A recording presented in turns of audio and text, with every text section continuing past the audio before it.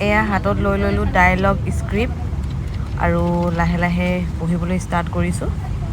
তাৰপাছত যাম shooting location চ' guys এতিয়া আমি তেজপুৰ কলেজত আছোঁ বৰ্তমান মই আছোঁ অভিজিত আছে আমি দুজন বহি আছোঁ মেকআপ ল'বলৈ ওলাই আহোঁতে টাইম নহ'ল ব্লগিংটো ষ্টাৰ্ট দিবলৈ চ' এতিয়া অলপ দি দিছোঁ আৰু বাকীখিনিও আপোনালোকক দেখাম বাৰু আজি আমাৰ শ্বুটটো কেনেকৈ হ'ব অলপ অলপ দেখাম ইমান বেছি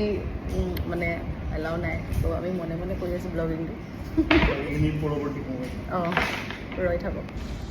এয়া মেকআপ লৈ ল'লোঁ হিৰোইন আমাৰ জুৰি দাসৰ ঘৰ হৈছে ডিব্ৰুগড়